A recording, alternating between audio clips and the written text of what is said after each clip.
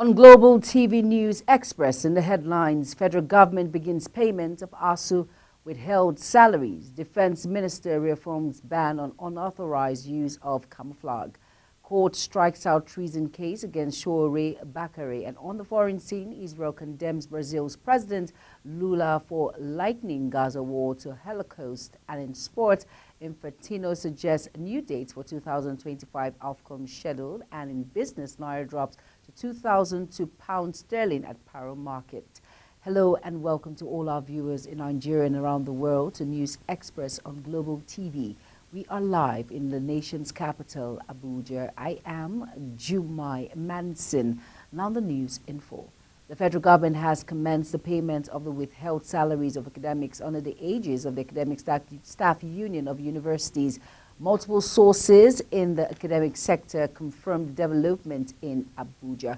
The chairperson of ASU at the Federal University of Technology, MENA, Professor Bolanhon Balun, who confirmed the development in the record, said it is true, payment has started rolling in. Recall that President Bola Ahmed Tinubu had in October 2023 approved the release of 4 of 8 months ASU withheld workers' salaries. The Minister of Communication, Innovation and Digital Economy, Bosun Tijani, said Nigeria will overcome India as the net global exporter of technology talents. The minister says the overall target of one of the flagship programs of his ministry is to create jobs for the teeming Nigerian youths. According to Tijani, the program, which is geared towards training 3 million technical talents in 4 years, is to make Nigeria a net exporter of technology talents just like India. A group of protesters in their hundreds have staged a peaceful demonstration in the city of Ibadan, the Oyo State capital, calling on President Bola Ahmed Tinubu to address the issues of insecurity and hunger in the country. The protesters, who are mostly youth, said they are fed up with the current state of affairs in Nigeria and are demanding concrete action from the government. The protesters also expressed concern about the high cost of living, which they say is making it difficult for people to afford necessities. They said food prices also skyrocketed, making it difficult for many Nigerians to feed their families. Still on the news, the Special Committee overseeing the Nigerian Education Loan Fund, NEL Fund, has held its inaugural meeting in readiness for the program rollout on Monday, February 26, 2024. The meeting was chaired by Governor of the Central Bank, Olayemi Cardoso, who is also the chairman of the Special Committee, and the 11-member committee comprises the chairman, representatives of the ministries, departments and agencies as stipulated in the Student Loan Access to Higher Education, and the Executive Secretary of NEL Fund, Akintunde Sawyer, who is the Secretary of the Special Committee. Cardoso charged committee members to use their diverse skills to ensure the success of the program, which is one of President Bola Tinubu's signature projects. Over now to Ondo State Governor Honorable Lucky Aiyedatiwa has disclosed that his administration does not have any plan to abolish the recently created Local Council Development Area LCDAs in the state. Instead, Aiyedatiwa said his government will soon constitute transition committees for the 18 local government area and 33 LCDAs ahead of the forthcoming local government election in the state. Governor Aiyedatiwa disclosed this during a meeting with the former members of Caretaker Committee of the local government areas and LCDAs at the governor's office in Akure. According to the governor, the creation of the LCDAs was one of the legacies of the late former governor Arakun Olarotimi Akeredolu, which must be preserved. The Nigerian Meteorological Agency, NIMNET, has predicted haziness and cloudiness across the country from Monday to Wednesday. It warned people with respiratory issues, among others, to be cautious of the weather and wear masks. NIMNET's weather outlook released in Abuja forecasts moderate dust haze with horizontal visibility range of 2 kilometers to 5 kilometers over the northern and north-central states, except Benue, Kogi, and Kwara, where patches of cloud in the hazy atmosphere are anticipated. Patches of clouds are expected over the inland of the south throughout the forecast period. And now on, the National Drug Law Enforcement Agency, NDLEA, has intercepted large quantities of illicit drugs and substances in raids carried out in Ondo, Edo, and the Federal Capital Territory in the past week. This is contained in a statement by NDLEA spokesman Femi Babafemi in Abuja. He said 227 kilograms of hemp was recovered from Aktoshi Camp and Merile Owo local government area, Ondo State. Babafemi said that 2 suspects have been arrested. He also said that operators in Edo acting on intelligence on February 14th intercepted a consignment of methamphetamine. The Minister of State of Defense, Dr. Bello Matawalle, has reaffirmed the ban on unauthorized use of military camouflage, saying it is only the armed forces and the Nigerian police force, while on joint operation with the military, that are allowed by law to use the military camouflage. The minister's call is coming against the backdrop of an increase in the use of military camouflage by kidnappers, bandits, and other criminals who disguise as military and paramilitary personnel to cause havoc in the society. Spokesman of the Ministry of Defense, Henshaw Ogubike, while making this known in Abuja, said the present situation does not support the use of military camouflage by people who are not authorized or not personnel of DHQ. Dr. Matawalle emphasized the readiness of the Nigerian Armed Forces and the Nigerian Police to enforce the directive given by the National Security Advisor, Nuhu Ribadu, regarding the immediate cessation of the use of the camouflage uniforms by paramilitary agencies. And still on the Military Pensions Board, MPB, has given insight into why it decided to commence an electronic verification of retired military personnel in the country to, among other things, save veterans the security risks associated with traveling by road. It will also take away the financial burden of traveling to Nigeria for personnel residing outside the country.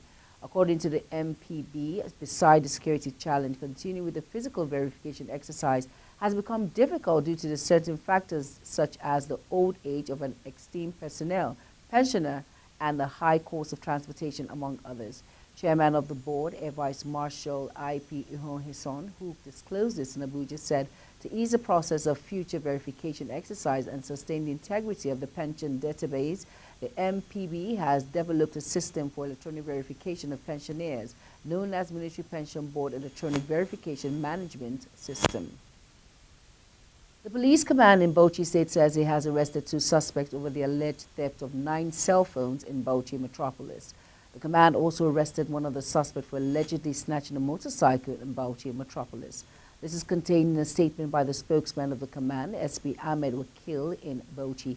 He said operatives of the command arrested the suspect behind Abubakar Tafawa Balewa Stadium in possession of phones stolen from different locations in Gombe. The police, he said, recovered parcels of marijuana and 78,000 naira was offered as bribe to compromise the investigation. Over now to the Federal High Court in Abuja, struck out the treasonable felony charges against the 2023 African Action Congress presidential candidate Omoyele Sowore and Olawale Bakare. The federal government had last week discontinued the treasonable case against Sowore. You're watching News Express, coming to you live from Nigeria's capital, Abuja. We're on Star Times channel 276.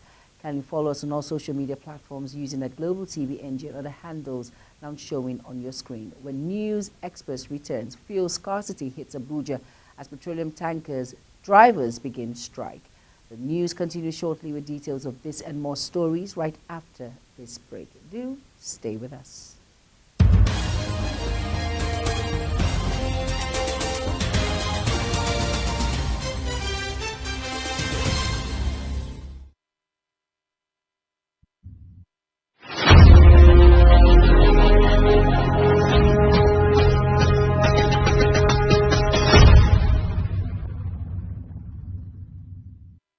Welcome back, and if you're just tuning in, this is Global Television bringing you live broadcast of News Express. Thank you for staying with us. Following an illustrious 3-decade career that has been characterized by monumental impact and sterling service to humanity, a Thanksgiving dinner has been held for Chief Mrs. Lois Shenki Ozabian, Abuja, the nation's capital.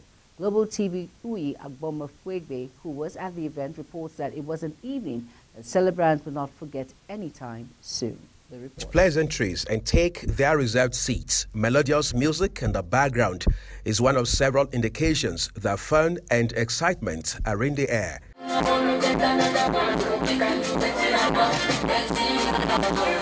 The guests here tonight, who are excited about the impact that the celebrant has had on the lives and endeavors of those who have crossed paths with her, tell us the reason for tonight's gathering. We are here on behalf of a special lady who just apparently got retired for her Thanksgiving service. And I was made to understand she's a very lovely and nice lady. That's why we're here, to celebrate with her. We're here to celebrate her and to give thanks to God for all that He has done in her life, and we're here to join her in that fellowship. Arrival of the celebrant, Chief Mrs. Lois Sankey Ozobia, signals a switching gear as guests usher her in with a standing and rousing ovation. Our celebrant is here. Please, with a standing ovation, can we put our hands together as we celebrate Chief Mrs. Lois Ozobia? Can you put your hands together? That applause. Can we just put our hands together even as she takes her seat?